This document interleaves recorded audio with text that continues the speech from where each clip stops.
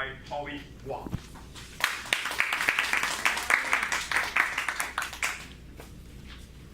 Good evening, everybody. Bill Clinton served as 42nd President of the United States. Who read his biography? His biological father died in a car accident 3 months before he was born. His stepfather was an alcoholic. Family life was frequently disrupted by domestic violence. Barack Obama was the 41st president. Who read his biography? Obama's father was from Kenya. He came to US for his advanced study in the University of Hawaii. In last year, he got married and divorced when Obama was 2. Obama only see him one more time during a brief visit when Obama was 10.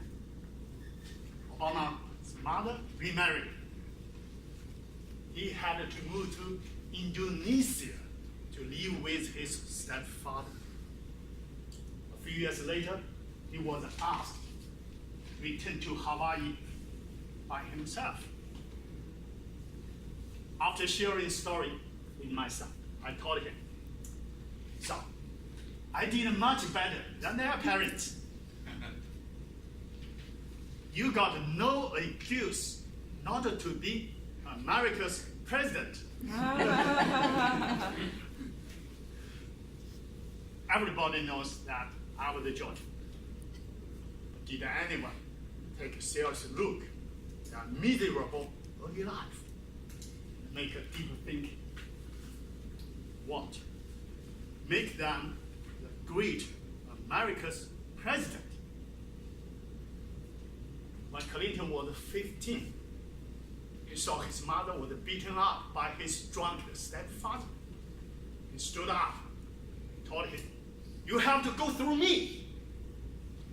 He learned that you have to be tough and strong in any circumstance. When Obama was asked to return to Hawaii by himself, he learned God only helps those who help themselves.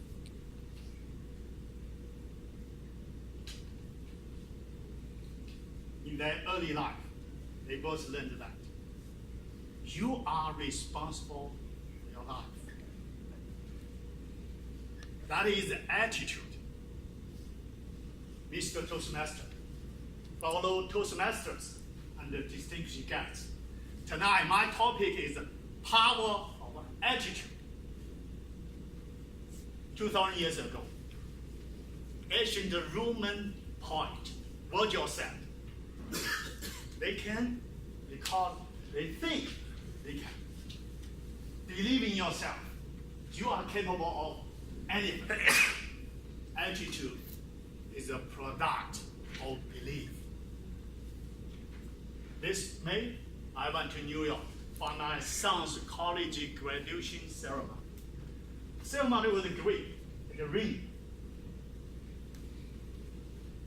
But after ceremony, we had about an hour and a half to get ready to go to the airport. My son lived on the 14th floor of a tall building on campus. Usually takes about 20 minutes from his dorm to the main street. When we got back to the building, we realized we had a bigger problem. Everyone had an hour and a half to leave the building. And 2 small elevators were not up to the task. In half an hour, the elevator opened twice, but we could not get in because just 2 people with their luggage car filled the space.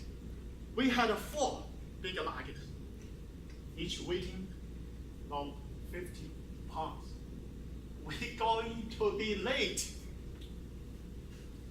The only other way out is the narrow staircase. I leave the luggage bag, each hand and hauled them down 14 floors, twice. When we got everything moved, that was one of my moments of joy in life. It was the moment you thought you can't. Then you discover you can. No pain, no gain. The pain in my bicep lasts more than a week. Everybody knows that Thomas Edison's famous quote, genius is a 1% inspiration, 99% perspiration. Edison conducted 1,000 failed experiments because the 1,001st was the light bulb. Later he said, I have not failed. I just found 1,000 ways that won't work. That's right. You never fail until you stop trying.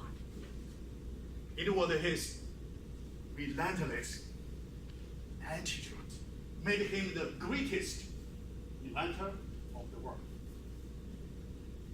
Those who are crazy enough think they can change the world usually do. That's a quote from Steve Jobs. Jobs believed in himself, and he was the crazy one. He was the greatest entrepreneur, in my opinion, changed the world. In 1976, Jobs founded Apple, but since didn't go his way. He got fired in 1985. No doubt, that was his biggest loss, hardest time. But it was his positive attitude. Stay hungry, stay foolish, got him back on his feet. In 1997, he returned Apple and made Apple the biggest, greatest company again. Michael Phelps said, if you want to be the best, you have to do things other people aren't willing to do. In his peak training phases, Phelps practiced 10 hours per day, 6 days a week, in 5 years. No days off, no Christmas. That's insane. It was his winning attitude.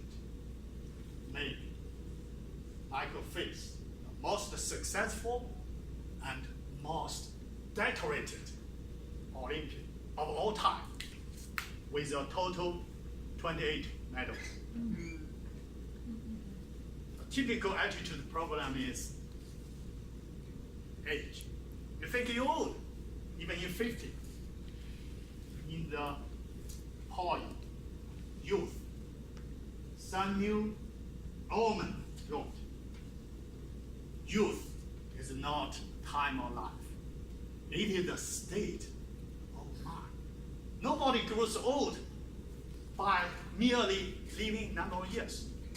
People grow old only by deserting their ideals. Yes, wrinkle your skin, but give up your enthusiasm, wrinkles your soul. Another attitude problem is giving up your dream. Here's a suggestion from Martin Luther King Jr. Be a bush if you can't be a tree. If you can't be a highway, just be a trail. If you can't be the sun, be a star. For it isn't by sight that you win or you fail. Be the best of whatever you are. If you can fly, run. If you can't run, walk. If you can't walk, crawl. But by all means, keep moving. For all of you, here's my 2 words to share. You can do anything. If only if you believe that. You can be anyone you want. as long as you put your mind to it and put your effort and time into it. When you failed many times, think about Edison. Remind yourself, you can. When you feel everything against you, think about Steve Jobs. Remind yourself, you can. When you are exhausted, you want to give up, think about Michael Phelps. Remind yourself, you can. In any circumstance, realize the power of attitude. And remember, you can. It's Toastmaster.